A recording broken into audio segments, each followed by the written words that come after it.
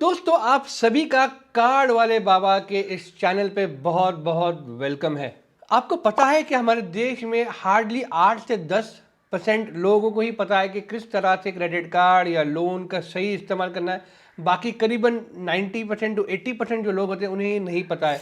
वो credit card और loan ले तो लेते हैं मगर उन्हें फिर उसका यूज़ सही ढंग से करना नहीं आता है और वो उसके चक्कर में फंस जाते हैं और ज़िंदगी भर वो उसका इंटरेस्ट भरते रहते हैं और उनका सिविल खराब हो जाता है, उनको दोबारा लोन नहीं मिल पाता। चाहे आप एक स्टूडेंट हो, एक हाउसवाइफ हो, सेल्फ एम्प्लॉयड हो, आप डॉक्टर हो या फिर आप कहीं पे जॉब कर रहे हो, ये वीडियो सभी के लिए बहुत बहुत इंपॉर्टेंट है।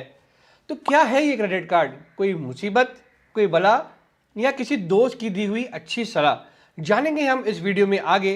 इसको फटाफट से आप सब्सक्राइब कर लीजिए, हम अब शुरू करने ही वाले हैं। तो आपको मैं बहुत आसानी से बताऊंगा कि क्रेडिट कार्ड क्या चीज़ होती है ताकि एक स्कूल जाने वाला बच्चा भी इसको अच्छी तरह से इस कंसेप्ट को समझ पाए। तो एक एग्जांपल लेते हैं। आप पेट्रोल पंप पे पेट्रोल भरा रहे हो या आप एक मॉल में शॉपिंग कर रहे हो या फिर बिग बाजार जैसे कोई डिपार्टमेंटल स्टोर में आप आपका घर का राशन भर रहे हो और आप लाइन में रुके हो आपका बिल भरने के लिए और कहीं से एक आवाज़ आती है, सर मैम क्रेडिट कार्ड लेंगे? और आप बोलते नहीं नहीं नहीं, मुझे तो नहीं चाहिए, है मेरे पास ये कार्ड है। जबकि आपके पास शायद वो डेबिट कार्ड होगा या आप कोई और आप क्या कैश से भर रहे होंगे। और डरना जायज़ भी है। कई लोगों को लगता है अगर मैंने क्रेडिट कार्ड ले लिया कहीं मैं इसके चक्कर में तो ना फंस जाऊं, मैं उधारी में ना फंस जाऊं, मुझे इंटरेस्ट ना पड़े। और कई लोग ऐसे तो जो लपक के क्रेडिट कार्ड ले लेते हैं, बस उन्हें लेना है, बाकी यूज़ करना नहीं आता है। हम सभी जानते हैं दोस्तों कि आज की तारीख में डिजिटल पेमेंट कितना पॉपुलर हो चुका है। हर कोई, एक सब्जी वाला, एक कुल्फी वाला, एक पान वाला कहता है भाई साहब गूगल पे कर दो, पेटीएम कर दो, यूपीआई कर दो। और इसी सारे डिजिटल पेमेंट के मोड में सबसे बड़ा जो है पेमेंट मोड जो बहुत पावरफुल है वो है क्रेडिट कार्ड। तो ये क्रेडिट कार्ड आखिर होता क्या है? ये इस तरह दिखता है और बैंक आपको एक लिमिट देती है। मतलब वो 10,000 की हो, 15,000 की हो, 20,000 की हो। बेसिकली क्रेडिट मतलब उधार, कार्ड यानी आपको उधार कार्ड मिलता है। हर बैंक आपको आपके नॉर्म्स, आपके इनकम के हिसाब से एक लिमिट सेट करके देती है। इसके बारे में मैं अगला एक वीडियो बना रहा हूँ जिसमें आपको क्लियरली बताऊंगा कि किस बेसिस पे बैंक आपको कितना और क्यों इतना लिमिट देती है। आज हम समझेंगे इसके कंसेप्ट को, एक बेसिक इसके फंडामेंटल को कि ये चीज़ है क्या, आखिर को क्रेडिट कार्ड होता क्या है। तो मान लो आपको एक कार्ड आया, मुबारक, आपको बैंक ने 20,000 की लिमिट दी। मतलब वो 20,000 आपके प्री अप्रूव्ड अनसिक्योर्ड लोन है। अनसिक्योर्ड मतलब इसकी कोई बैंकों की सिक्योरिटी नहीं है। बेसिस आपके इनकम के जो आपने दिया होगा, अगर आप सैलरीड हो आपने सैलरी स्लिप दी होगी, अगर आप बिजनेसमैन हो तो आपने आपके आईटी रिटर्न दिए होंगे, वो बेसिस पे बैंक ने आपको एक कार्ड दिया है। 20,000 वाला आपका कार्ड आ जाता है और आप हो जाते हो खुश, कुछ इस तरह।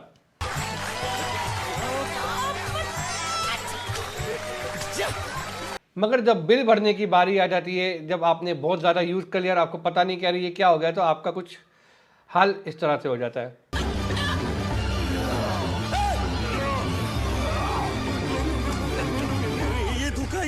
तो दोस्तों, क्रेडिट कार्ड वापरने का एक बहुत सिंपल तरीका है और अगर आप उसको समझ गए, जो कि बहुत ही आसान है, मैं आपको दावा करता हूं आप आपके लाइफ में बैंक को कभी भी 1 रुपया इंटरेस्ट का और लेट पेमेंट फी भरोगे ही नहीं। मैंने बैंक को आज तक 1 रुपया भी इंटरेस्ट और 1 रुपया भी लेट पेमेंट का पेनल्टी फी नहीं भरी है और ये बहुत सिंपल है।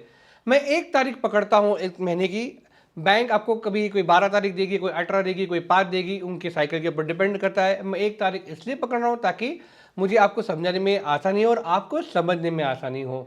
एक तारीख को आपका कार्ड का स्टेटमेंट जनरेट हो गया, यानी एक तारीख के पहले आपने जो भी कार्ड स्वाइप किए हैं, चाहे आपने पेट्रोल भरा हो या आपने राशन भरा हो या फिर आपने शॉपिंग की हो, वो सारा, मान लो एक 5,000 आपने खर्च किए, वो आपके फर्स्ट के स्टेटमेंट में आ गया। ओके, अगर एक तारीख को आपका पेमेंट का जो है साइकिल शुरू हो रहा है, यानी आपका बिल जनरेट हो रहा है, तो चेंज कभी नहीं होता है। वो हर एक तारीख को आपका जो है बिल जनरेट होगा। कभी 2 तारीख 3 तारीख ऐसा नहीं होता है, अनलेस फरवरी आ जाए और 1-2 दिन का कुछ फर्क आ जाए तो पॉसिबिलिटी है, नहीं तो एक तारीख को आपका बिल जो है जनरेट होना ही होना है। तो 5,000 रुपये आपके आ गए। अब बैंक आपसे कहेगी कि अगले 15 दिन में आपको ये पैसा बैंक को लौटाना है।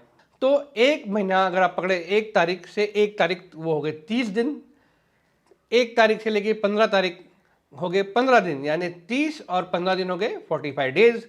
तो आपको पूरे 45 डेज मिल रहे हैं अपना क्रेडिट कार्ड का पेमेंट करने के लिए बैंक को, जिसमें से अगर आपने पेमेंट आपने कर दिया, आप ना लेट पेमेंट भरोगे ना आप उस पर कोई इंटरेस्ट भरोगे। तो आप समझ गए, आपका फिर से 1 तारीख को एक स्टेटमेंट जनरेट होगा, तो आपने पिछले महीने में जो भी खर्च किया होगा वो सारा आपको इसमें आ जाएगा। तो सिंपल है, 1 तारीख को आपका बिल जनरेट हो गया, आपने 5,000 रुपये खर्च किए थे, आपने 5,000 रुपये की पेमेंट कर दी वो 15 दिनों के अंदर। अगर आपने 15 तारीख की जगह 16 तारीख को पेमेंट की तो बैंक आपको उसके ऊपर लेट पेमेंट लगाएगा और आपको उसके ऊपर जो है पेनल्टी भी भरनी पड़ेगी इंटरेस्ट के साथ। तो ये अगर आपने समझ लिया कि भाई 45 डेज के अंदर मुझे ये सारा साइकिल संभालना है, तो आपके लिए ये बहुत इजी हो जाएगा मैनेज करने के लिए। दोस्तों, कई लोग अपने क्रेडिट कार्ड को स्मार्टली यूज नहीं करते। वो क्या करते हैं, अपने कार्ड को लास्ट एंड तक खींचते हैं और उसको एंड तक यूज करते हैं। इसका मतलब क्या हुआ, जैसे मैंने अभी आपको एक उदाहरण, एक एग्जांपल दिया कि 1 तारीख को आपका बिल जनरेट होगा, लोग 23 तारीख, 25, 26 तारीख को भी अपना कार्ड यूज करते हैं, जिसमें होता क्या है कि वो भी अमाउंट वो बिल में लग के आ जाता है। तो स्मार्ट चीज़ ये होगी, अगर मान लो आपको अपना घर का राशन बनाओ, तो आप 23, 24, 25 तारीख को मत भरिए, रुक जाइए। 1 तारीख को आपका स्टेटमेंट जनरेट होगा, रात के 12 बज गए तो 2 तारीख लग जाती है। 2 तारीख को जाके आप आपका घर का राशन भरिए या तो पेट्रोल भरिए। उससे होगा क्या, ये जो आपने स्वाइप किया ना 5,000 रुपये का या 4,000 का, वो आपके अगले साइकिल में आएगा, यानी 1 महीने बाद आएगा। 1 महीने बाद आएगा मतलब वो हो गए 30 दिन। उसके बाद आपको 15 दिन और मिलते हैं वो पैसा भरने के लिए, मतलब आपको मोटा मोटा 45 डेज पूरे मिल रहे हैं।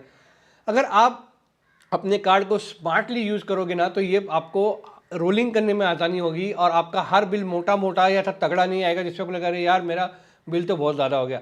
तो मैं क्या करता हूँ कि जब मुझे पता है कि मेरा 1 तारीख को स्टेटमेंट आ रहा है, तो मैं 20-21 तारीख तक अपने कार्ड को स्वाइप करना बंद कर देता हूँ। मैं कई सारे कार्ड यूज़ करता हूँ, तो मैं रोलिंग करता हूँ। इसके बारे में मैं आपको अगले वीडियो में ज़रूर बताऊंगा कि आप रोलिंग कैसे कर सकते हो। पहले सीख लो कि एक कार्ड को मैनेज कैसे करते हैं। तो ये हुआ ना स्मार्ट तरीका वापरने का। आप एंड तक यूज़ करोगे तो सारा आपका खर्च एक ही बिल में आएगा और आप उसको रोल नहीं कर पाओगे। तो अपने एक्सपेंसेस को ना आप अच्छी तरह से प्लान करो और आपके डेट जो आता है बिल जब जनरेट हो रहा है उसके 8-10 दिन पहले आपका कार्ड यूज़ करना बंद करो। अनलेस खुदा ना करे कोई इमरजेंसी आ गई, मेडिकल आ गया, वो बात अलग है। मगर आप फिर उस तरह से प्लानिंग करोगे तो आप एक कार्ड को बहुत अच्छी तरह से यूज़ करना सीख जाओगे और आपको कभी भी प्रॉब्लम नहीं आएगा। अब क्रेडिट कार्ड अप्लाई कैसे होता है दोस्तों, बहुत सारे वेबसाइट है जैसे कि bankbazaar.com, पैसाबाजार.com। और हाँ, मैंने इन ब्रांड को एंडोर्स नहीं कर रहा हूँ यहाँ पे, ना उन्होंने ये वीडियो स्पॉन्सर किया है, ये मुझे पता है इसलिए मैं आपको बता रहा हूँ। और सबसे अच्छा तरीका है कि आप इंडिविजुअल बैंक की अपने वेबसाइट पे जाके वहाँ पे आप कार्ड अप्लाई कर सकते हो। बैंक बाजार और पैसा बाजार पे जाने का फ़ायदा ये है कि उनके एक ही वेबसाइट पे आपको सारे क्रेडिट कार्ड देखने मिल जाएंगे जो आपके इनकम के हिसाब से मैच होते हो। मेरी अगली वीडियो में मैं आपको बताने वाला हूं कि आपके पास जब आपका पहला क्रेडिट कार्ड आ जाए तो आपको किन किन चीज़ों का ध्यान रखना होगा ताकि आप उस क्रेडिट कार्ड के चक्कर में ना पड़ जाए। तो उसके लिए आप मेरा अगला वीडियो देख सकते हो। जाने से पहले इस चैनल को सब्सक्राइब ज़रूर कीजिएगा और अगर आपको ये कंसेप्ट समझ में नहीं आया, कहीं पे कुछ भी दिक्कत हुई है, मुझे कमेंट में प्लीज़ लिख के आपका क्वेश्चन जो भी हो लिख देना और मैं 100% उसका जवाब आपको दे दूंगा। और इसी के साथ मैं आपसे विदा लेता हूँ, अपना ध्यान रखिएगा।